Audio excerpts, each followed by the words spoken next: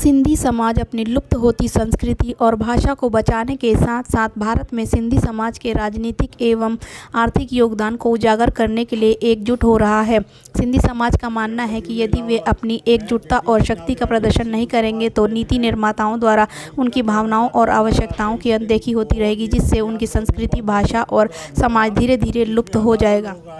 Minister भी आए, पर जो मेन चीज़ें थी कि हमारे को मेन मुद्दे थे उनसे लिए तो कोई डिस्कशन हुआ नहीं। इसीलिए मैं तो यही चाहता हूं कि जो भी आगे से सिंधियों का प्रोग्राम है उनको आगे बढ़ाते रहना चाहिए। एक बार एक चीज़ 3 महीने में एक प्रोग्राम करके चुपचाप बैठे रहो तो उससे तो कोई गाड़ी चलेगी नहीं। बाकी लोग जैसे उन्होंने हमें दे दिया भाई सिंधी लोग बहुत ये है वो है, वो तो हमें सिर्फ खुश करने के लिए कहा गया है। आगे हमें तो असली अपनी डिमांडें जो रखी हैं, हमें सिंधु भवन चाहिए, हमारे को ये झांकियाँ मिलनी चाहिए, हमारा सब कुछ सिंधी स्टेट मिलनी चाहिए, उसके लिए तो कोई जिक्र ही नहीं करता। सब कहते हैं हमारे नेता लोग आप लोगों को सिंध दे देंगे। पहले आज राजनाथ जी ने कह दिया, पहले लखनऊ में भी हमारा कॉन्क्लेव हुआ था तब भी उन्होंने यही कहा था योगी जी ने कि हम आपको ये जब 50 साल 500 साल बाद भी हमने राम मंदिर ले लिया तो सिंध ले लेंगे। अगर ये ऐसे ही सिर्फ बातें चलती रहेंगी तो उससे तो गाड़ी चलेगी नहीं। इसीलिए मैं तो ये कहता हूँ हमारी जो भी ऑर्गेनाइजेशन सारी सिंधी हैं उनको मिलके सारा काम करेंगे तो कुछ हो पाएगा, वरना तो कुछ भी नहीं हो सकता। मैं तो सरेआम कह रहा हूँ। अब बाकी लोग वो खुश कर देते हैं, हम सिंधी लोग मेहनती हैं, मेहनत तो हर बंदा करता है। आपको भी काम में खाली बैठे होगे कुछ ना कुछ तो करोगे तभी गाड़ी चलेगी, नहीं तो गाड़ी चल ही नहीं सकती। इसीलिए मेरी सबसे यही रिक्वेस्ट है कि सारी ऑर्गेनाइजेशन मिलके सारा मिलजुल के काम करेंगे तो होगा। ये नहीं कि आज एक ऑर्गेनाइजेशन खुल गई कल दूसरी खोल ली कभी तीसरी खोल ली, ऐसे तो कोई गाड़ी नहीं चलेगी। 1-2 नेता ऐसा चुन लिया जाए जो सबको लीड कर सके तो कुछ पता लगेगा, नहीं तो कुछ भी नहीं हो सकता। जहाँ तक मेरा ख्याल है, बाकी मैं क्या कहूँ, बाकी हमारे लोग नेता बैठे हुए हैं वही कहेंगे बाकी सब कुछ। जय झूलेलाल, जय झूलेलाल, जय झूलेलाल, जय झूलेलाल। आज हम यहाँ पे एक प्रेस वार्ता और लोगों की बाइट भी ले रहे हैं। जो हमारी समीक्षा चल रही है 23 तारीख जो हमारा विज्ञान भवन में एक कार्यक्रम हुआ था, बहुत खूब प्रोग्राम था।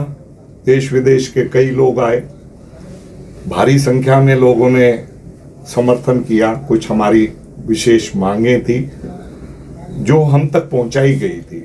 हमारे सिंधी समाज के नेता मंदिरों के, हमारे ठिकानों के, हमारे पंचायतों के, देश भर के नेता वहाँ पे आए थे और इस कार्यक्रम की अध्यक्षता हमारे मिस्टर जगवानी गुरमुख जगवानी जी ने की थी और उसमें हमारे माननीय सांसद जो है शंकर लालवानी जी ने इसकी जो है अपना हमारी मांगों को प्रस्तुत किया था। अब बड़े नेताओं को आगे हमारे आदरणीय जो अपना राजनाथ सिंह जी और जो है साथ में ओम बिरला जी स्पीकर, आदरणीय शेखावत जी, ये सारे लोग आए थे।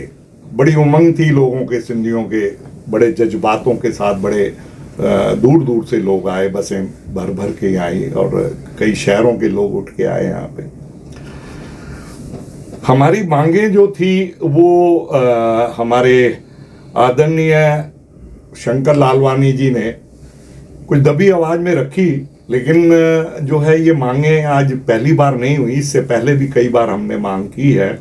हमें आश्वासन दिया जा रहा है, केवल आश्वासन में हमें बड़ा दुख होता है कि कोई समय अवधि नहीं तय होती और वो जो है ना हमारे सिंधी समाज के लिए एक पीड़ा बन गई है। कहीं से आवाज आती है कि हम जो है विस्थापित हैं, कहीं से आवाज आती है कि हम पाकिस्तानी हैं। हमारा कोई अपना वजूद ही नहीं बन पाया और अपना इतने हम सिंधी समाज बहुत कठोर मेहनती, दिन रात मेहनत करने वाला, कभी किसी के आगे हाथ फैलाए नहीं, सहज स्वभाव का, किसी भी झगड़े में न पड़ने की उनकी आदत। तो ये क्या हमारी मजबूरी नहीं है? हम सहज समाज इसलिए हैं कि हमें अपने जो है सारे लोगों के साथ मिलके हमारा सामाजिक जो है, हमारा स्वभाव जो है, वो हम किसी प्रकार का कोई फसाद खड़ा नहीं करते। कई सालों तक हमारे बड़ों ने, बुजुर्गों ने बहुत मेहनत की, तीसरी जनरेशन हो गई, अब हमारे जो है पैर जो है टिके हैं। अब हम अपने को भी संभाल रहे हैं, अपने देश की सरकार को भी संभाल रहे हैं, अपने जो है फाइनेंस को भी संभाल रहे हैं। इसके लिए जो है हम जो है हमारी मांगे जो है थी कि भाई हमें अपना एक स्टेट दिया जाए। हमारी जो है 26 जनवरी पे झांकी निकले और भी कई मांगे थी जो वहाँ पे हमने की, लेकिन हमारे को सिर्फ जो है आश्वासन दिया गया कि जो है ये हम आपको लिए सिंध ही यहाँ पे कभी भी मिला देंगे, या सिंध हमारे हिंद की जमीन से मिल जाएगा तो सिंधियों का अपना स्टेट हो जाएगा। लेकिन ये हमारे को इस बात से तसल्ली नहीं हो पा रही। हम चाहते हैं कि इसका निर्णय जल्दी ले सरकार, बहुत समय निकल गया।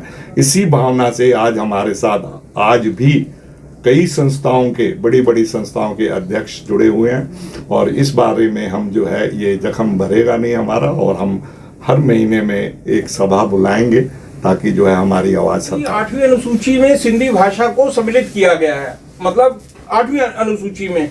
लेकिन एक होता है ना जैसे सांकेतिक, एक लॉलीपॉप दे दिया और बच्चे को चुप करा दिया, जबकि बच्चे की भूख मिटेगी दूध से, बच्चे की भूख मिटेगी रोटी से। आज सिंधी समाज एक आइडेंटिटी क्राइसिस से गुजर रहा है। हमारी सिंधी भाषा विलुप्त होती जा रही है। भाषा और संस्कृति का विकास होता है उसकी मिट्टी से। बिना मिट्टी के कोई भी भाषा या संस्कृति फल फूल नहीं सकती, जड़ें ही नहीं बनेगी। जिसकी जड़ नहीं है, जिसकी रूट नहीं है, वो कोई भी दरखत नहीं बन सकता और कोई फल फूल नहीं आ सकते। अब सिंध को मिलाएंगे हम, भारत सरकार के आगे तो कुछ भी हाथ जोड़ सकते हैं। उनके माननीय रक्षा मंत्री जी के बयान को हम समझ पाने में अपने आप को अक्षम मान रहे हैं। लेकिन जब तक हो, पीओके भी अभी पेंडिंग है, पीओके से शुरुआत होगी या सिंध से शुरुआत होगी, ये भी एक यक्ष प्रश्न है। अब जब तक, जैसे हमारे को सिंधी संस्कृति बोर्ड की एक सीधी सरल मांग संस्कृति मंत्रालय से रखी है कि हमारी सिंधी भाषा का विकास हो। अब राष्ट्रीय सिंधी भाषा विकास परिषद का कार्य एक गैर सिंधी हमारे मराठी बंधु संभाल रहे हैं। क्या उन्हें सिंधी समाज में कोई योग्य आदमी नहीं मिला? इसके साथ में कई प्रश्न जुड़े हुए हैं। क्या किसी सिंधी समाज को राजनीतिक अधिकार मिलने चाहिए? क्या मिल रहे हैं? और क्या गणतंत्र दिवस की परेड में सिंधी समाज की झांकी को सम्मिलित नहीं किया जाना चाहिए? सिंधी समाज को जो अच्छे दिन का वायदा सुनने को मिला था आज से 1 दशक पूर्व, क्या वो साकार होने के लिए, साकार करने के लिए मोदी सरकार जो हमारी प्रिय सरकार है जिसके साथ हम जुड़े हुए हैं, क्या वो सपने को बढ़ा रही है, या हमें एक देवा स्वप्न का, यूटोपिया का एक भ्रमजाल, मायाजाल, तृष्णाजाल बुना जा रहा है? मतलब खूब नारे उछाले गए, लोग बातों में टाले गए, मतलब एक कोई बड़ी चीज रख दो, लेकिन कितनी साकार होगी इसका उत्तर समय देगा। ये मैं नरेश बिलानी, महामंत्री सिंधु समाज दिल्ली और महामंत्री Sindhi council of India north India. उस दिन प्रोग्राम अच्छा रहा, उसमें कोई शक नहीं है, विज्ञान भवन में वहाँ प्रोग्राम अच्छा हुआ। पर जैसे हमारे लालवानी जी ने बोला कि दबंग तरीके से तो हमने नहीं बोला, कोई ज्ञापन नहीं दिया गया। वहाँ पे भाटी माई से कुछ लोग आए हुए थे जिनको वो सीए का टी शर्ट डाल के आए थे। अब जो मैंने सोचा है सीए के लिए, जो हमारी संस्था करने जा रही है, एक सिंधु समाज इसमें लीड लेने जा रहा है कि जितने भी सीए के, जिसको भी सिंधी को, मैं ये कहूँगा किसी भी को भी अगर सीए की प्रॉब्लम है उसमें हम उसकी हेल्प करेंगे, उसके लिए हम तैयारी कर रहे हैं। और जो मैं सब संस्थाओं से, सब पंचायतों से एक मेरी आज रिक्वेस्ट है कि हम इसको डेवलप कर रहे हैं और जल्दी आपको इसके बारे में सुनने को मिलेगा। और आपके नज़र में कोई है उसको अपनी पंचायत के थ्रू हमारे पास भेजिए लेटर पे, और उसका हम केस आगे डालेंगे। और दूसरी चीज़, जो ये झांकी या सिंधु भवन, ये कुछ नहीं मिलना हमारे को। ये सब कहने की बात है। झांकी हमारे को किस बेस पे मिलेगी? हमारे को चाहिए हिंद में सिंध। बहुत सुंदर। अदरवाइज ये कहते ही रह जाएंगे कि हमें झांकी मिलेगी या सिंधु भवन मिलेगा, वो कुछ नहीं मिलेगा। आज जैसे 2 करोड़ के करीब हमारी पॉपुलेशन है हिंदुस्तान में, 5 लाख की पॉपुलेशन हमारी दिल्ली में है। ये मैं बता रहा हूँ, हो सकता है इससे ज़्यादा ही हो, क्योंकि कोई डाटा नहीं है, कोई रिकॉर्ड नहीं है इस चीज़ का। तो मेरी गवर्नमेंट से ये रिक्वेस्ट है कि जिस किसी को भी अरे गहरे को देखो उठ के सिंधियों के बारे में या हमारे इष्ट देवता के बारे में अंट शंट बोलना शुरू कर देता है। और वो चीज़ तभी रुकेगी जब हमारे पास अपना एक स्टेट होगा, चाहे छोटा सा ही दो, उसको हम डेवलप कर लेंगे। सिंधी इतने सक्षम है, आप हमारे को एक अलॉट करिए राजस्थान में या कहीं भी जहाँ पे आप लगे सिंधी भाषी हैं ज़्यादा, वहाँ पे हमें अलॉट करिए, हम उसको डेवलप करेंगे। और मैं गारंटी देता हूँ कुछ टाइम में ही वो आपको देश की नंबर 1 स्टेट बन के दिखाएगा। Very good. क्या अखंड भारत से खंडित भारत, जिसको हम वर्तमान भारत कहते हैं, खंडित इसलिए बोल रहे हैं कि हमारा एक हिस्सा कई बार कट चुका, कभी अफगानिस्तान से कट की तरह कट गया, कभी हमारा पाकिस्तान कट गया, कभी बर्मा कट गया। हमारा जो पूर्ण भारत था उसमें से जो बचा हुआ भारत था उसमें हम सब सनातनी लोग बचे थे। सनातनी लोग, हमारे साथ अन्याय हुआ कि जो सनातनी उस भाग में थे उनके अगर बंगाली थे वो हिंदू थे, आधा उनको इधर हिंदुत्व को दे दिया गया, आधा उधर दे दिया गया। इस तरह से सभी भाषाओं को देते रहे। सनातनी धर्म का हिस्सा, मूल हिस्सा सिंध के साथ पक्षपात हो गया, उसका पूर्ण हिस्सा हमारे उस भाग में रह गया जिसको आज हम पाकिस्तान कहते हैं। ये वापस हिंदुस्तान में जोड़ते हैं, वापस भारत में जोड़ते हैं, तो ये हमारे लिए गर्व की बात है। भारतीय होने के नाते भारत की सीमाओं का विस्तार होना हमारे लिए गर्व की बात है। लेकिन किस कीमत पर? किस कीमत पर? राजनीतिक कमी की वजह से 80 साल से हम सनातनी हिंदू सिंधियों को केवल वायदे दिए गए कि आप भारत के इस भाग में आइए, आपको सिंध मिलेगा, हिंद में सिंध मिलेगा, जो आज तक नहीं मिला। आज तक कई सरकारों के ऊपर आरोप लगे पक्षपात के, लेकिन आज सनातनी लोगों के पक्ष की सरकार अगर केंद्र में बैठी है, उसने सीए कानून निकाला है कि कहीं पर भी हिंदू माइनॉरिटी में है तो वो हिंदुस्तान में है, उसको नागरिकता दे। क्या इस चीज का आकलन नहीं होना चाहिए कि आज 1947 में जो हम सनातनी हिंदू सिंधियों से वायदे किए गए उसको कितना पूरा किया गया है? आज तक 80 साल से हम केवल आशाएं कर रहे हैं कि ये पूरे होंगे। हमारे लिए बहुत ही फख्र की बात थी कि मेरे ख्याल से पहली बार हमारे को केंद्र सरकार का स्थान विज्ञान भवन मिला। हम बड़ी आशाओं के साथ थे कि वहां जाएंगे, हमारी बात केंद्र सरकार के साथ चर्चा होगी। जिस प्रकार से उस कार्यक्रम का शीर्षक की रखा गया था, उससे हमें लग रहा था कि जो लोग जागरूक थे वो पहुंचे। कई लोगों की वहां पर जो सिंधी में इससे बेहतर तरीके से बुलाए जा सकते थे, जो लोग 80 साल से दिल्ली में बैठ करके सिंधियत के लिए संघर्ष कर रहे हैं, उनकी वहां अनुपस्थिति देखी गई। जिन लोगों ने हमारी मांगे, हमारी समस्याएं वहां रखी, उसका कोई ज्ञापन बना करके केंद्र सरकार के प्रतिनिधियों को नहीं दिया, इसकी कमी देखी गई। जब हमने ज्ञापन ही नहीं दिया तो वो स्वीकार कैसे करेंगे? मौखिक तौर पे उन्होंने भी बोल दिया, मौखिक तौर से उन्होंने भी बोल दिया। भारत का विस्तार का सिंधी समस्याओं के साथ जोड़ना औचित्य नहीं है। सिंध भारत में आ जाएगा, आ जाए, पीओके आ जाएगा, आ जाए, बलूचिस्तान आ जाएगा, आ जाए, बांग्लादेश वापस यहाँ आ जाएगा, आ जाए। वह भारतीय होने के नाते मेरे लिए भी गर्व की बात है भारत का विस्तार। लेकिन एज अ सिंधी हमारी समस्याएं जो 80 साल पहले खड़ी थी वो आज भी खड़ी है।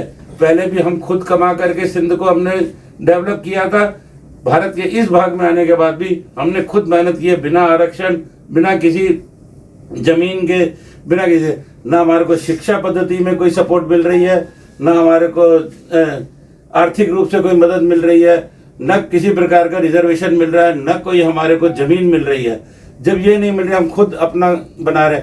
अभी तक कोई आश्वासन हमें सरकार से नहीं मिला हिंद में कोई हिस्सा सिंध मिलेगा। अगर वो मिल जाता है तो हम भारत सरकार के आभारी रहेंगे। जय झूलेलाल।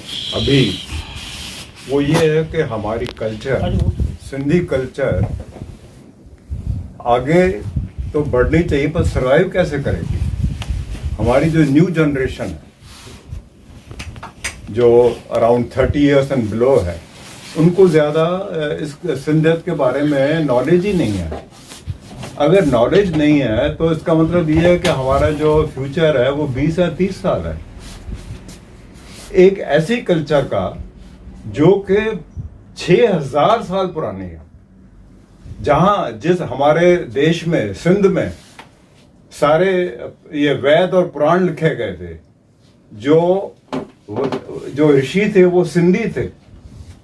काफी इतनी सभ्यता के बारे में बोला जाता है, और इवन हिंदू भी सिंध से निकला है, हिंदू का नाम भी सिंध से निकला है। ऐसी बड़ी सभ्यता, महान सभ्यता को ऐसे गंवाना हमारे लिए तो एक दुख की बात है ही है, पर मेरा ख्याल है कि इसके बारे में कुछ न कुछ गवर्नमेंट को करना चाहिए।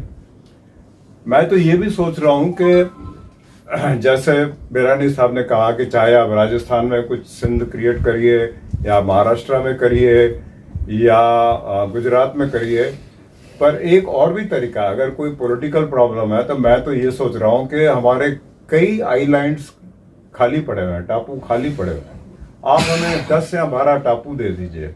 उसके अगर एक बार उसके कॉन्स्टेलेशन को हम सिंध बनाएंगे और डेवलपमेंट के लिए हम गवर्नमेंट से पैसा नहीं लेंगे, ये हमारा काम है, सिंधीज का काम है।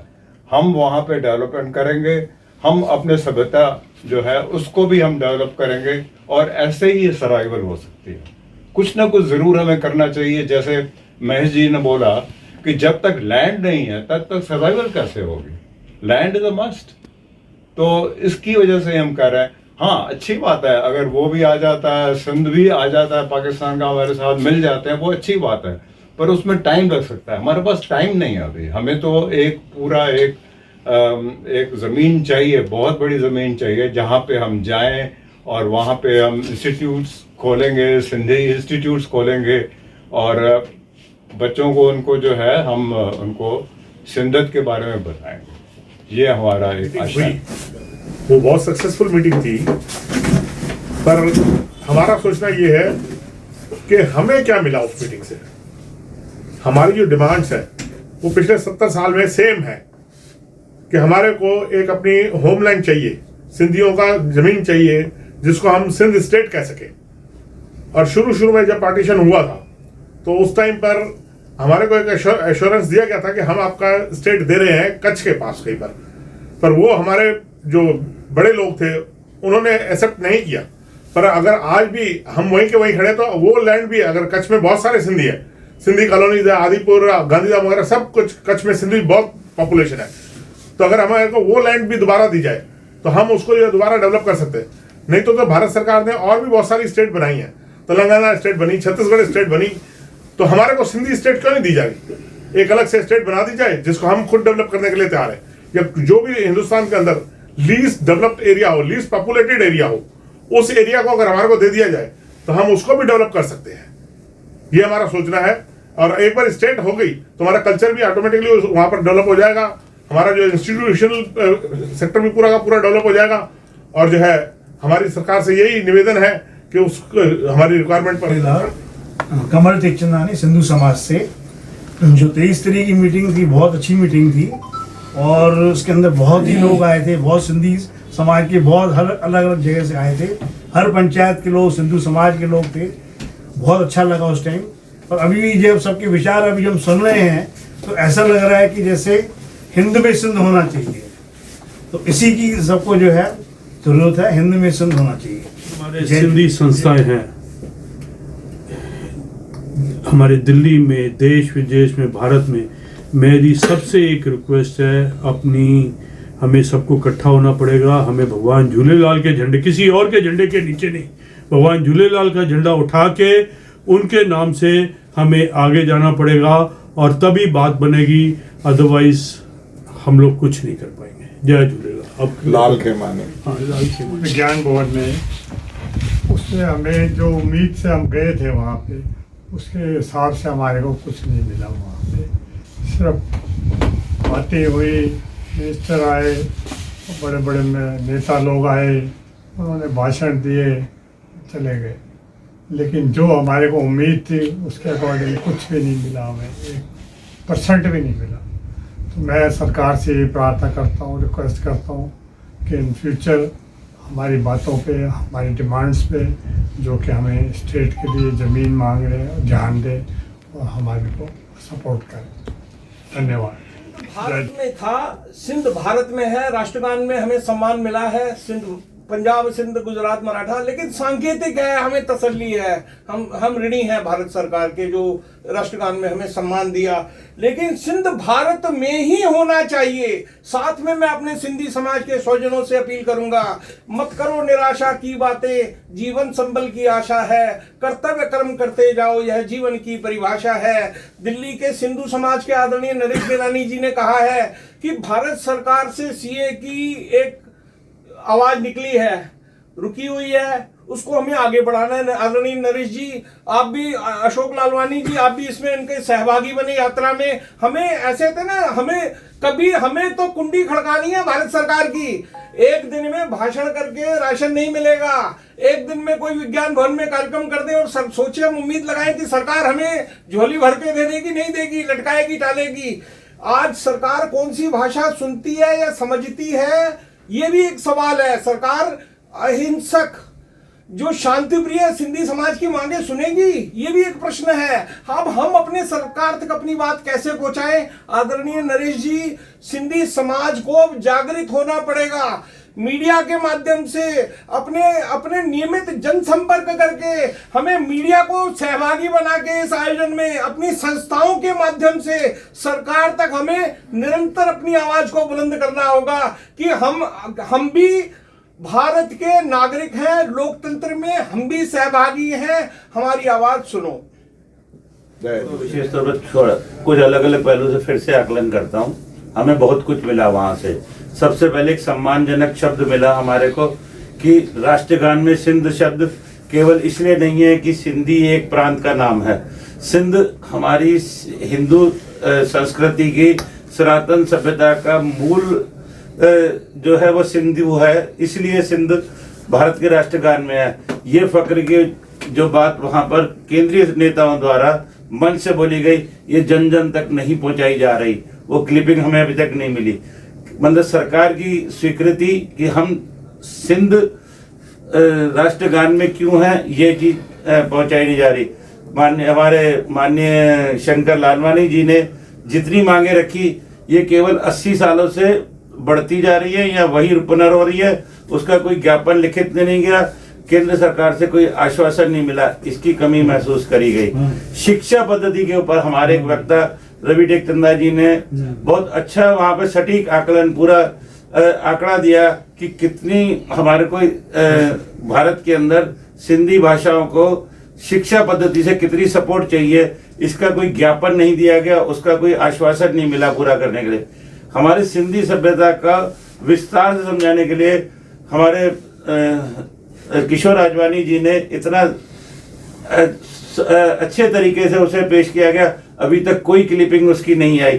क्या ये हमारी राजनीतिक हार है या हमारे नेतृत्व की कमी है? कोई कमी है जिसकी वजह से वह सब चीजें हमारे को मीडिया में नहीं दिख रही। इस तरह की चीजें सब जगह आए। कई लोग, हम सिंधी होते हुए भी, क्योंकि हमारे दर पीढ़ी फर्क आ गया है, संघर्ष हमारे बड़ों ने किया था, जिन्होंने हमको बताया, हम उस संघर्ष को आगे बढ़ाने की कोशिश कर रहे हैं। उसके आगे अपनी अगली पीढ़ी तक ये संघर्ष पहुंचाने के लिए हमें इन सब चीजों की जरूरत है। हमें शिक्षा की जरूरत है, हमारे बड़ों के साथ जो अन्याय हुआ वो उन तक पहुंचाने की जरूरत है। वो पहुंचाने की ये शायद ये कार्यक्रम पहली सीढ़ी लग रहा था। अब तक के, इससे पहले के कार्यक्रमों को हम लोग केवल एक चुनावी भाषण मान सकते थे। इस प्रकार के प्रोग्राम बार बार होने चाहिए। इसकी जो भी हमारे को उम्मीदें थी अगले प्रोग्राम में, उसको और पूरा करने के लिए प्रयास करना चाहिए, और इसके बाद ही हिंद में सिंध बन पाएगा। सिंध का विस्तार हो, उसका स्वीकार है, हर भारत के नागरिक के लिए गर्व की बात है। हमारा हिंद कितना भी विशाल हो जाए, कितने भी पुराने जो हमारे खंडित भाग रह गए थे उनको ले ले, उसमें सिंध भी ले लिया, बलूचिस्तान भी ले ले, सब ले ले, भारत और विशाल हो जाए, हमारे लिए गर्व की बात है। लेकिन जो वादा हमसे 80 साल पहले किया गया था वो पूरा आज की वर्तमान सरकार करे, हिंद में सिंध किसी प्रकार भी दे। ये हमारी दिली इच्छा है। जय झूलेलाल। शायद आपको पता है या नहीं है कि हमारे हिंदू सिंध में 22 से 25% अगर 22 से 25% थे तो सवाल ये है कि इतनी हमें लैंड नहीं मिलनी चाहिए थी। दूसरा इतना ही इम्पोर्टेंट है कि सभी मेजर सिटीज में, चाहे कराची हो, चाहे हैदराबाद हो या और सिटीज हो, वहां पे हिंदू पॉपुलेशन वाज 50%, क्योंकि जो हिंदूज थे दे were basically urbane by nature. तो ये कहाँ का इंसाफ है कि उनको निकाला गया? चलो वो तो जो हो गया तो हो गया, जिनको, पर अगर हमारा हिंदुस्तान का या गवर्नमेंट का मेन नारा है सत्यमेव जयते, ट्रुथ प्रिवेल्स, तो हम उसी के बेसिस पे ही कह रहे हैं कि अगर हमारी इतनी पॉपुलेशन है, अगर हमारे साथ अन्याय हुआ है तो अन्याय को कंटिन्यूस तो नहीं कर सकते। तो इस अन्याय करने के लिए हमें एक सिंध में हिंद कहाँ अप्रोप्रिएटली जगह पे होनी चाहिए। एक अच्छी बात यह है कि अब काफ़ी एक्टिव ऑर्गेनाइजेशंस, सिंधु समाज, सिंधी काउंसिल ऑफ इंडिया और कुछ और दिल्ली में आ गए हैं और वो टेकअप कर रहे हैं, और हम यही चाहेंगे कि हमें गवर्नमेंट कोऑपरेट करे और कुछ न कुछ इसके लिए इसका सॉल्यूशन निकाले। बात करते हैं अपने नेशनल एंथम की, जिसमें सिंध का नाम है, तो हमारे देश का नेशनल एंथम सिंध के बगैर कैसे पूरा हो सकता है? वो सबसे बड़ी बात है कि सिंध जब तक नहीं आएगा, हिंद में सिंध नहीं होगा, तो हमारे नेशनल एंथम का कोई मीनिंग नहीं रह जाता। तो सरकार से निवेदन है कि हमारे को पूरा मतलब सिंध को इसमें हिंदुस्तान में सिंध दे हमारे को। मेरे साथ जो हैं मोहन आहूजा जी, थावानी जी, नरेश बेलानी जी और लाल खेमानी जी, जेसी जूरानी जी और हमारे महेश छाबड़िया जी और कई लोग और भी जो हैं, जो कमल टेक चंदानी जी, सारे लोग हम मौजूद हैं। अलग अलग समाजों से, अलग अलग समाज के प्रतिनिधि, मीन्स पंचायतों के प्रतिनिधि, और जो है इस मांग को फिर एक बार पूरे जोर से अपील करना चाहते हैं सभी सिंधी बंधुओं को, जहाँ जहाँ पे भी हैं, पूरे देशव्यापी जो है ना एक ऐसा आंदोलन शुरू करें जिसमें हम मिलके यूनाइटेड रह के ये मांग जो है, हमारी बेसिक मांग जो है हिंद में सिंध, इसको जरूर पूरा करवाएं। हम किसी भी तरीके का सरकार का विरोध नहीं करते, केवल जो है हम सभ्य तरीके से जो है अपनी मांग रखेंगे, बार बार रखेंगे, जब तक हमारी सरकार तक आवाज नहीं पहुंचती। जय झूलेलाल।